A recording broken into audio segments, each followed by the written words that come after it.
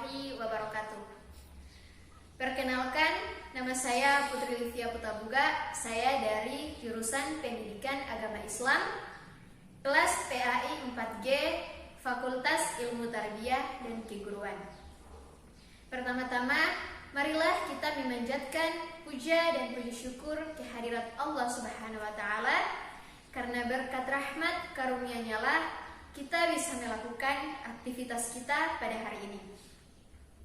Salawat serta salam tak lupa kita haturkan kepada baginda Nabi Allah, Nabi besar Muhammad SAW, yang telah membawa kita dari zaman kegelapan menuju ke zaman terang menerang, yang telah membawa kita dari zaman kebodohan menuju ke zaman yang penuh dengan ilmu pengetahuan yang sedang kita nikmati pada hari ini. Yang saya hormati dosen pengampu mata kuliah pembelajaran Al-Quran Hadis, yang saya sapa nama beliau dengan hormat Ibu Ruwiyah Abdullah Buhungo MPDI, dan teman-teman yang sempat melihat video pada hari ini, yang semoga dalam keadaan sehat walafiat. Al-Quran adalah kalam Allah yang diturunkan kepada Nabi Muhammad SAW melalui perantara malaikat Jibril.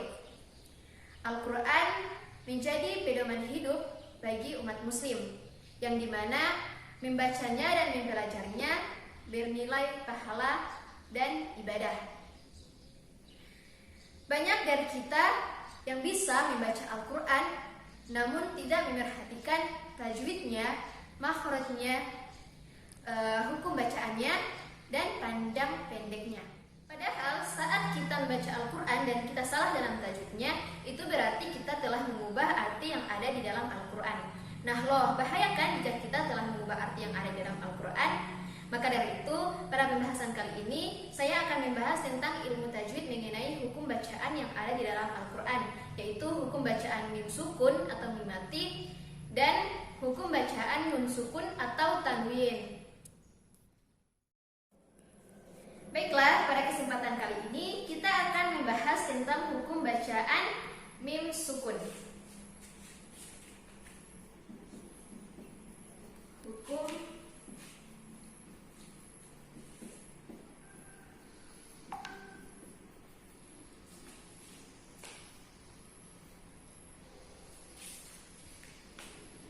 mim mati atau mim sukun adalah huruf yang tidak memiliki tanda atau harokat. Mim sukun apabila bertemu dengan salah satu dari 29 huruf hijaiyah, maka akan terbentuk menjadi 3 hukum bacaan, yaitu ada izhar syafawi, ikhfa syafawi, dan idgham mutamatsilain atau yang sering disebut dengan idgham mini. Ikhfa syafawi artinya menyamarkan atau menyembunyikan huruf mim. Bacaan ikhfa syafawi terjadi apabila huruf mim sukun bertemu dengan huruf ba. Cara membaca ikhfa syafawi yaitu samar-samar. Artinya pada saat membaca mim sukun disamarkan antara mim dan ba sehingga menghasilkan atau terdengar seperti dengungan. Contoh ikhfa syafawi yaitu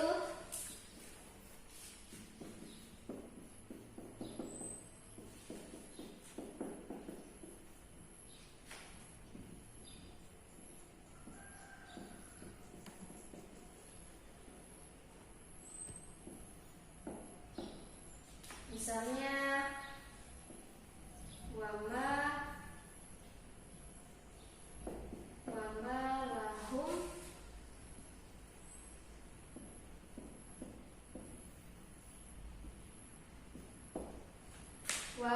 lahum bidzalik. Nah, jadi contohnya mim sukun bertemu dengan huruf ba. Jadi hukum bacaannya seperti dengung. Wama lahum bidzalik. Jadi seperti selanjutnya adalah hukum bacaan izhar syafawi. Izhar syafawi yaitu apabila mim sukun bertemu dengan salah satu dari huruf hijaiyah selain huruf mim dan huruf ba. Cara membaca izhar syafawi yaitu jelas dan terang tanpa berdengung di bibir dengan mulut tertutup. Contoh hukum izhar syafawi yaitu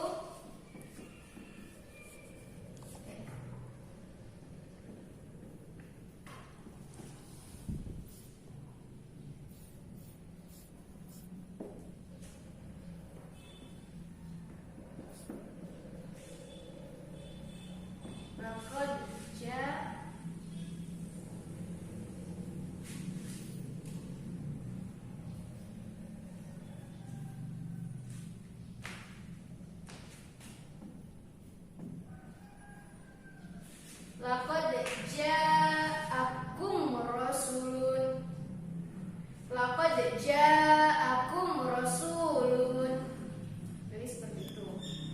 Atau wahum salimun.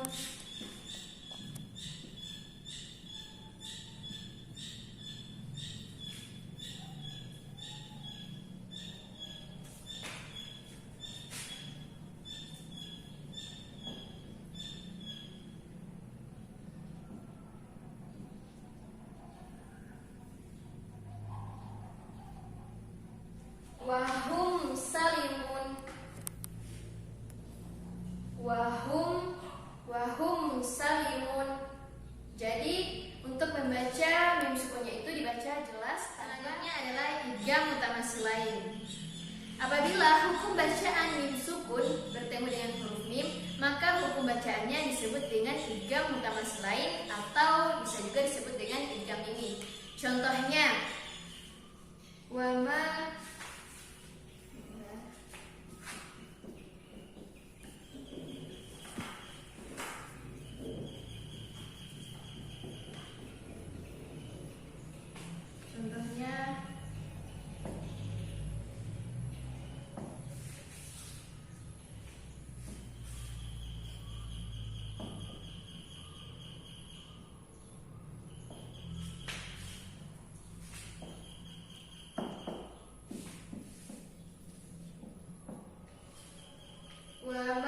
lahum minallah. Jadi seperti itu. Atau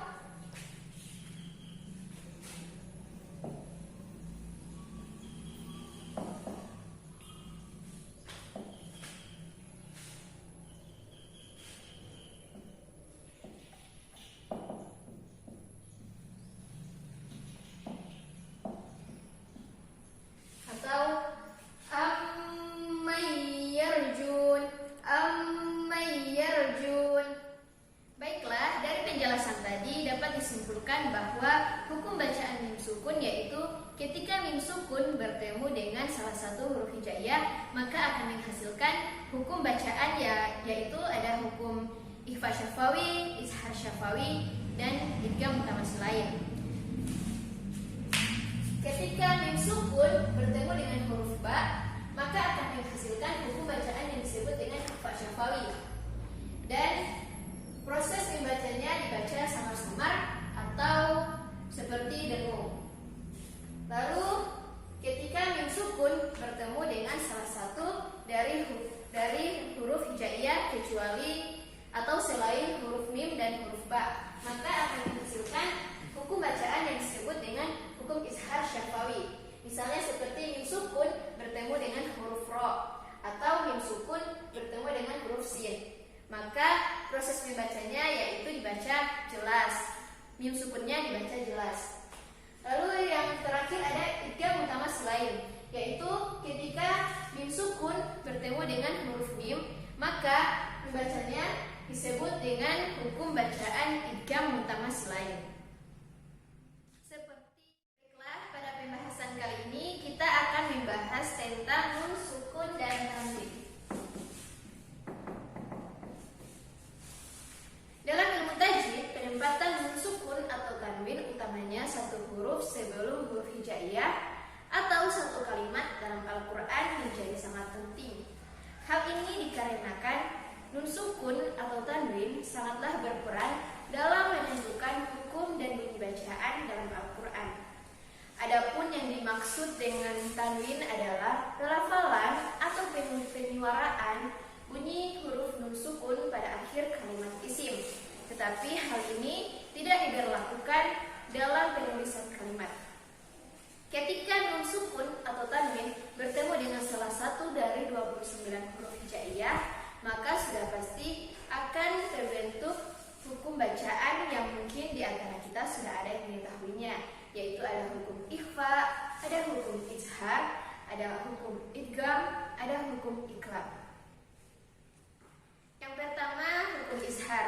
Menurut bahasa, izhar mempunyai arti tampak atau jelas, sedangkan menurut istilah, izhar mempunyai arti melafalkan huruf izhar dari tempat keluarnya huruf tanpa disertai dengan dengung atau gunah.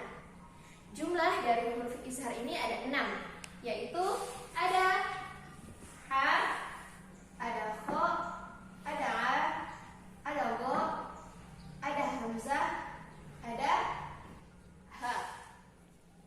Contohnya hukum izhar yaitu seperti man, alima, atau mada, bun, azim. Jadi man, alima, nun sukun dibaca jelas, dan ada bun, azim. Tanwin juga dibaca jelas tanpa ada dengung. Yang kedua, hukum ikhfa. Ikhfa ini adalah menyembunyikan atau menyamarkan nun sukun atau tanwin dikarenakan bertemu dengan salah satu huruf ikhfa, baik dalam satu kalimat maupun dalam dua kalimat. Bacaan ikhfa ini jika dilafalkan dalam bahasa Indonesia akan berbunyi eng. Akan berbunyi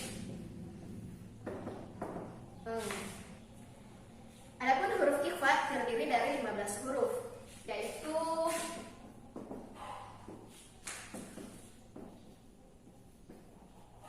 ada huruf ta, ada huruf ta, ada huruf jim, ada huruf za, ada dal, ada za, ada sin, ada shin, ada so, ada bo, po, zo, ada fa, ada ko, ada kaf. Dikarenakan huruf ikhfa yang begitu banyak dan tempat keluarnya juga berbeda-beda, maka menjadikan bacaan ikhfa ini terbagi menjadi 3 macam, yaitu ada ikhfa akrab, ikhfa ab'ad, dan ikhfa awsat. Adapun ikhfa akrab adalah bacaan samar atau dengung yang bunyi bacaan tersebut hampir mendekati kepada bacaan izhar. Huruf dari ikhfa akrab ini ada 3, yaitu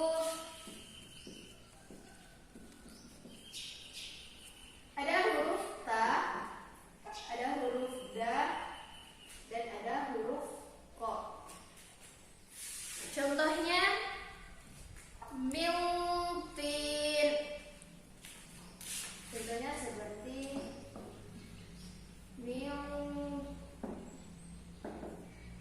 miltin, yang mana ketika kita akan membaca nun sukun, kita akan mempersiapkan untuk membaca huruf ko. Miltin. Dikarenakan huruf ta dan huruf da dan to hampir mendekati dengan huruf nun, maka dari itu ketika kita akan membaca huruf nun sukun, kita harus mempersiapkan untuk membaca huruf to. Terus selanjutnya ada ikhfa awsat. Ikhfa awsat.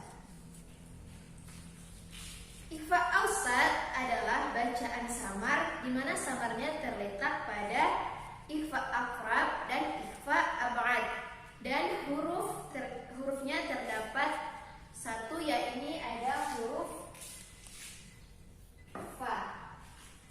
Adapun contoh dari ikhfa awsat adalah anfasihim. Jadi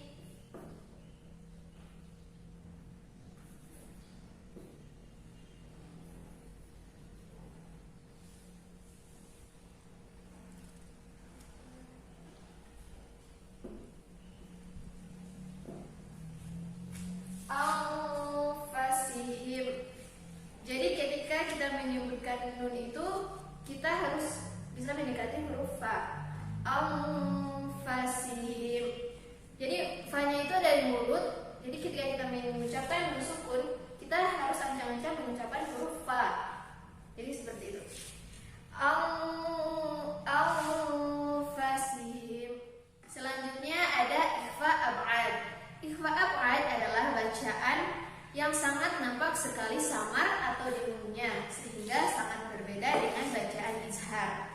Ikhfa ab'ad ini menjadikan suara nun, sukun atau tanwin hilang atau tidak terdengar sama sekali, dan biasanya terdengar menjadi bunyi Huruf dari ikhfa ab'ad ini adalah huruf qaf dan kaf.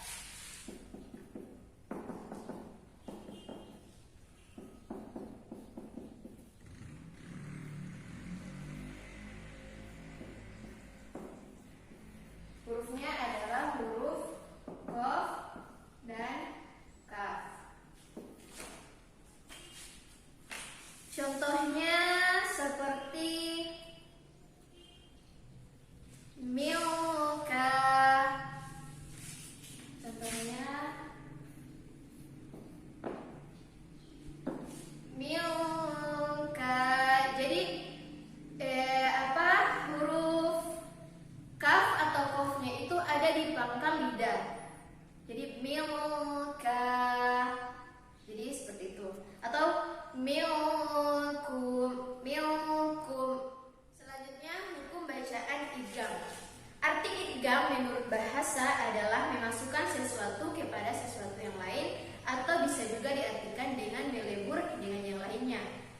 Menurut istilah, idgham adalah bertemunya huruf nun sukun atau tanwin dengan salah satu huruf yang hidup, sehingga huruf tersebut mirip dengan huruf yang bertasydid.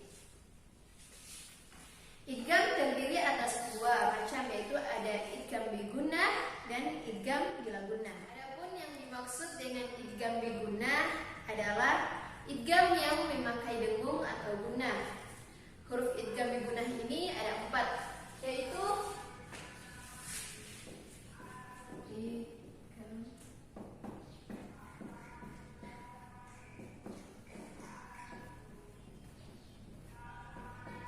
hurufnya ada 4, yaitu ada huruf ya, ada huruf nun, ada huruf mim, dan ada huruf waw, atau yang sering kita singkat jadi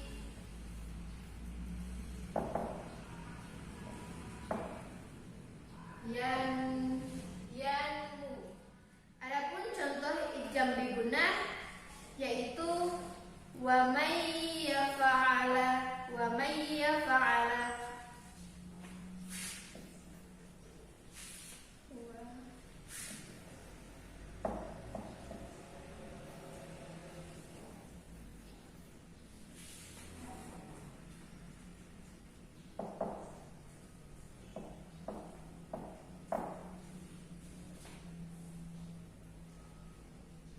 Wamai, jadi sukun bertemu dengan huruf ya, sehingga menghasilkan satu huruf yang bertasydid. Wamai yaf'ala. Jadi huruf ya seperti huruf yang bertasydid. Selanjutnya idgham bila gunnah. Idgham bila gunnah ini dibaca ketika huruf nun sukun atau tanwin bertemu dengan huruf lam dan huruf ro, serta proses membacanya tidak disertai dengan dengung. Idgham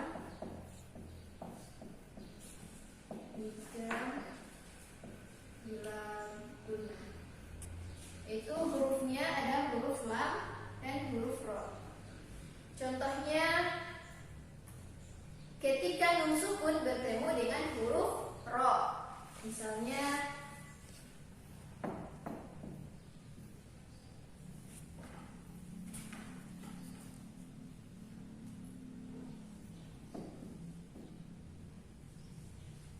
mir rabbihim.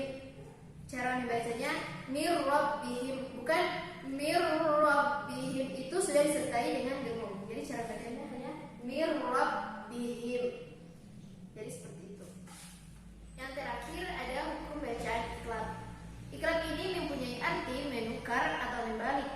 Menurut istilah iklab,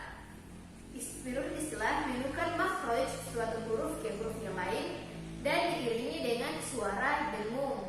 Dasar dari bacaan iklab ini adalah ketika ada nun sukun atau tanwin bertemu dengan huruf ba. Adapun cara membacanya dengan mengganti huruf nun sukun atau tanwin dengan huruf suara mim karena bertemu dengan huruf ba. Contoh iklan yaitu mim ba'di. Jadi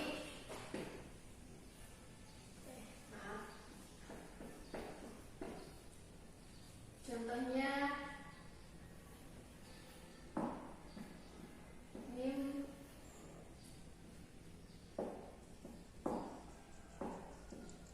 ba'di. Jadi nun sukun diganti dengan huruf mim. Jadi proses membacanya mim ba'di. Nun sukun menjadi huruf mim atau sami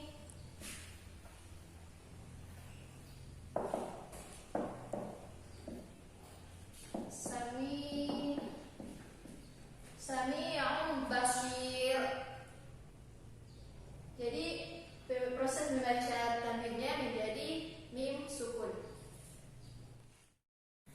Baiklah, dari penjelasan tersebut dapat disimpulkan bahwa ketika nun mati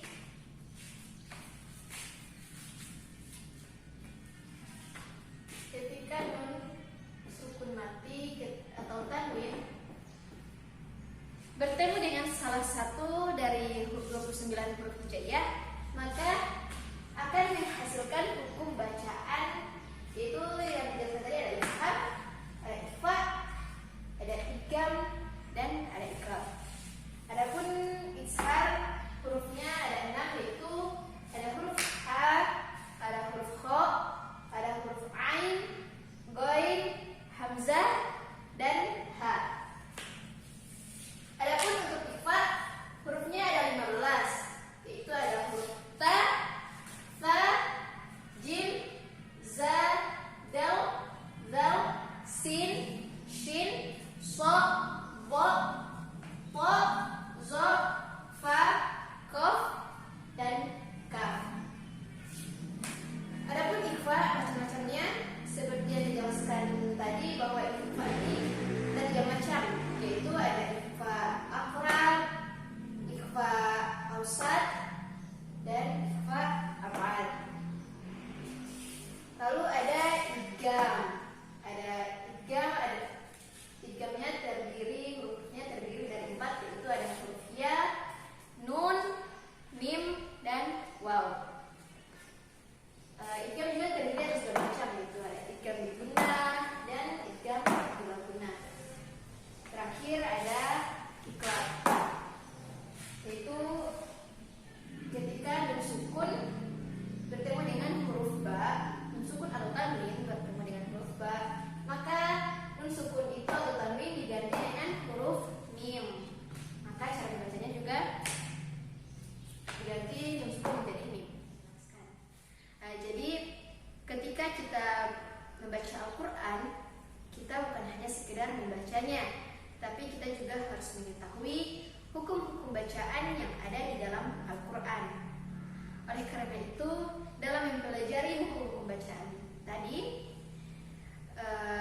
sangat-sangatlah penting, karena dengan mempelajarinya kita bisa mengetahui, kita bisa menyempurnakan bacaan kita juga bisa mengetahui mana bacaan yang benar dan mana bacaan yang salah. Baiklah, seperti pada hadis Nabi Rasulullah SAW, khairukum man ta'allama al-Qur'ana wa 'allamah, yang artinya sebaik-baik manusia adalah orang yang mempelajari Al-Quran dan mengajarkannya. Hadis riwayat Bukhari. Itulah tadi penjelasan saya tentang hukum bacaan. Mohon maaf bila ada kesalahan, atau mohon maaf bila ada salah-salah kata. Mohon dikoreksi, karena kita di sini sama-sama belajar, sama-sama mencari ilmu, sama-sama menuntut ilmu. Oleh karena itu, kesempurnaan dan kebenaran hanya milik Allah, dan kesalahan hanya milik saya sendiri. Semoga dari penjelasan tadi kita semua bisa mengambil pelajaran dan ilmu yang tersampaikan tadi bisa bisa bermanfaat untuk kita semua. Mohon maaf bila ada salah kata. Wassalamualaikum warahmatullahi wabarakatuh.